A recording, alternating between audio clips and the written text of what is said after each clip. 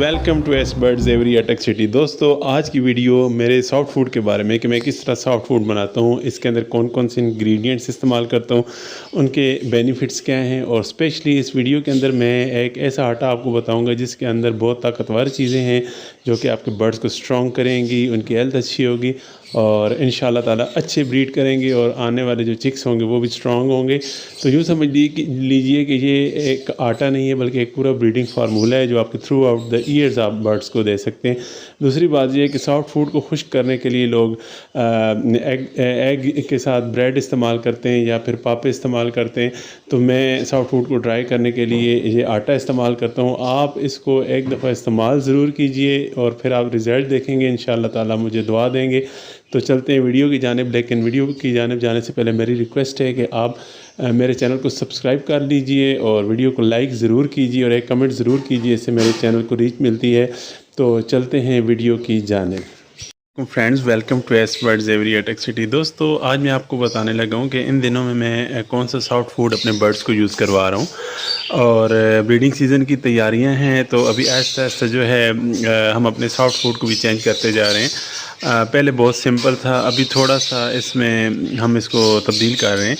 तो मैं आपको बताता चलूँ कि आज की जो वेजिटेबल मैंने अपने सॉफ्ट फूड में डाली है उसमें शिमला मिर्च है और गाजर है। ये देखें, इसको मैंने पहले ही कद्दूकस कर लिया है जी।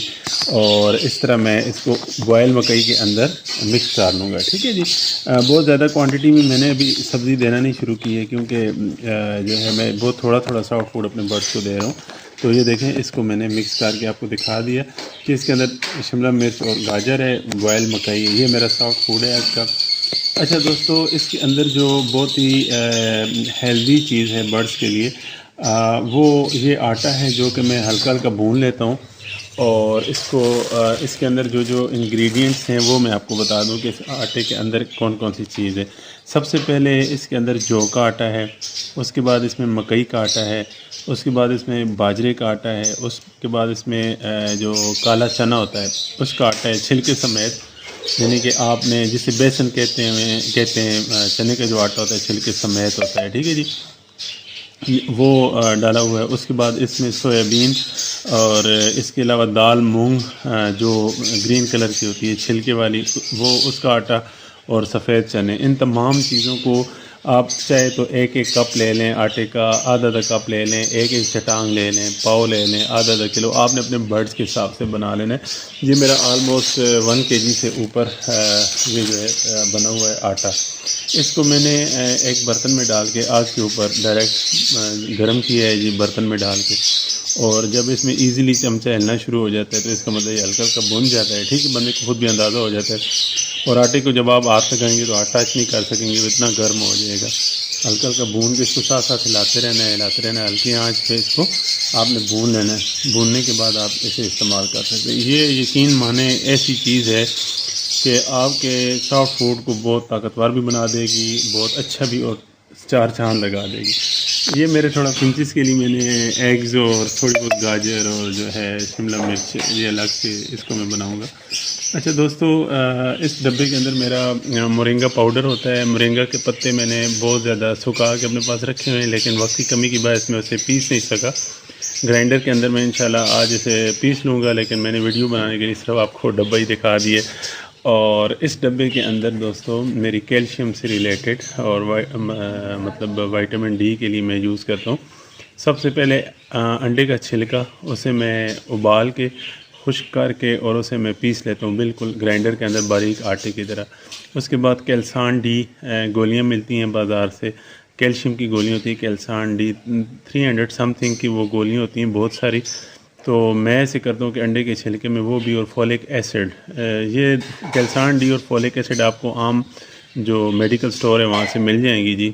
और इसकी क्वांटिटी भी लोग फिर मैसेज करके व्हाट्सएप पे पूछते हैं, तो मैं अभी से बता देता हूँ। अगर आपके अंडे का जो छिलका है, अगर आपने वो उसको पीसा है, पीसने के बाद उसका वज़न अगर तकरीबन 1 पाव है तो उसके अंदर 8 गोलियाँ कैल्सान डी की चली जाएंगी और फोलिक एसिड की 20 गोलियाँ, ये आपने पीस के डाल देनी है।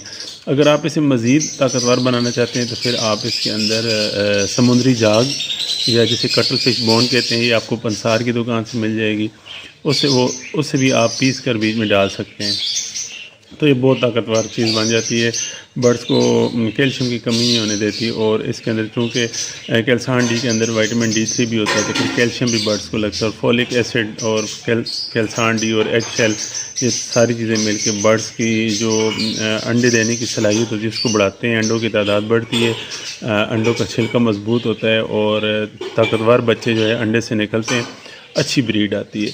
तो दोस्तों ये जो आटा है ये यकीन माने इतना ताकतवर है कि अगर आप बजाते ख़ुद भी सिर्फ़ और सिर्फ सफ़ेद चने का ये जो पाउडर बना हुआ है, ठीक है, ये, और साथ अगर आप सफ़ेद लोबिया और सोयाबीन और ये जो है ना क्या कहते हैं इसे, अभी मैं आपको बता रहा था चीज़ें, यानी कि इनके अगर आप कर लेते हो ना, काले चने का पाउडर और सोयाबीन का पाउडर, सफ़ेद चने का पाउडर, इनको आप अगर भून के और थोड़ा सा 1 गिलास पानी के अंदर डाल के अगर 1-2 चम्मच डेली आप ख़ुद भी लेंगे तो आपको फिर फील होगा कि आपने बहुत ही ताकतवर चीज़ खाई है, बहुत अच्छी चीज़ है ये।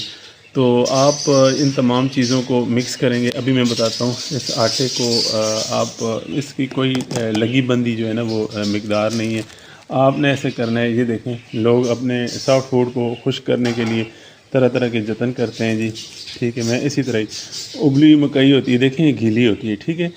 अब ये देखें, आपने जो अलग अलग दालें और ये चीज़ें इसमें डालनी, उससे ये बहुत कई दर्जे बेहतर है, ठीक है जी।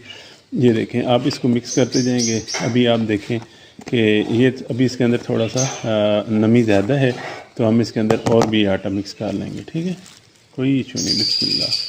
अभी आप देखें, इस तरह करते जाएंगे आप, ठीक है।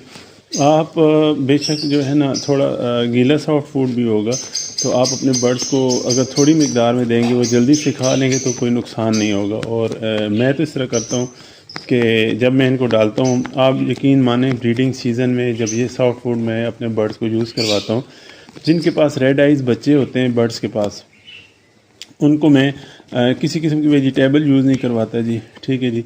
और उनको मैं सिर्फ बॉयल मकई और जो है इसके ऊपर मैं जो है और कोई विटामिन वगैरह यूज़ नहीं करता। सिर्फ उबली मकई होती है और ऊपर कोई आटा कोई चीज़ नहीं डालता। और साथ में जो है सीज़न आ जाता है इसका, क्या कहते हैं, ग्रीन वेजिटेबल यूज़ करते हैं ना हम, तो उसके लिए मेथी, ठीक है जी। मेथी अगर आपके पास लूसन हो या मेथी हो, बस आपने उबली मकई और मेथी सिर्फ ये यूज़ करवाएं। और मिक्स दाने के अंदर अगर आप रेड आइज़ बर्ड को सर्वाइव करवाना चाहते हैं, तो फिर आप उसके अंदर जो है मिक्स शीट के अंदर आप बांग की मिकदार और जो है साथ कैनेरी सीड की मिकदार, ये आप ज़्यादा कर दें, ठीक है जी। तो बहुत ज़बरदस्त किस्म का, ये देखें, अभी ये है इस तरह हो जाता है, ठीक है।